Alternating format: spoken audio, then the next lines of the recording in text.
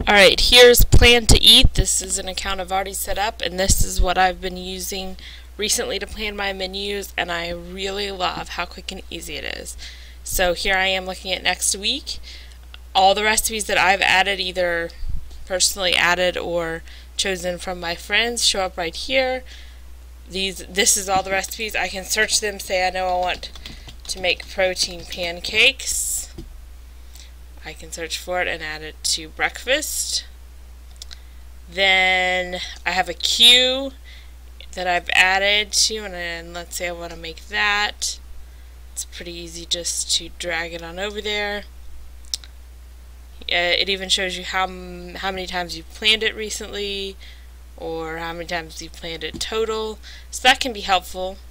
You can save your menus, so once I make this, I can say this is, summer menu number 1 and use it next summer, or I can select menus from a friend. And this is building my recipe list or my shopping list as I drag the recipes over. I'm going to show you that also you can add a side dish. So say I wanted to also have green beans. If I add it as an ingredient, it'll add that to the grocery list. If I don't want to add something as an ingredient, just a note. If this is a crock pot meal and I want to start at 10 a.m., I can just add that in as a note, and it won't add it to the ingredients list. So that's how quick and easy it is. You can type in anywhere if you just want to type in like cereal, but I don't really need that to be an actual recipe. It'll go right there. You can drag it to breakfast. And then the other feature that is really excellent is the shopping list. So here it's taken what I've just added, and it's even categorized them, all the ingredients. It knows what I have in my pantry, and it's pretty much that easy to just really quickly have your grocery list already. You can kind of glance over, okay, I want to make sure I have those pantry items. You can recategorize whether you want them, what section you want them to be in, or I could drag something over to my pantry to say, like, actually I have that in my pantry. So I just would check it, and then say go to pantry,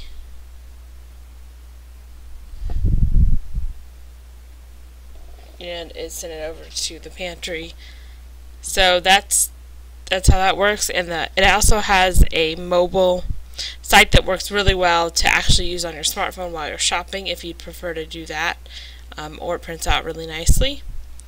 So there is the basic way that you plan, but the other thing that's super helpful is the way that you can add recipes into this program so that you can use them.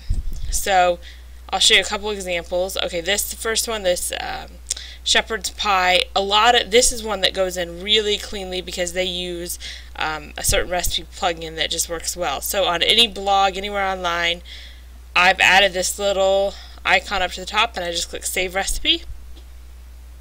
It saves where it came from, the title, the course, the ingredients, the directions. I look over them, they all look good. I can give it a rating, type of cuisine. I usually don't. I'll add what the main ingredient is. I can add my own description, any information I'd like to here. I usually tag this is a Whole30 recipe. I also add, I will do a separate video on this. Sometimes I will plan for a month, and so I add what I need to plan out. Like, I need to eat this or make this within 5 days of buying the meat. So that'll allow me to plan out more easily and quickly recipes for a whole month without having, planning something with ground beef for 4 weeks out, and of course it's going to go bad by then. So that's the basic way that I use these tags.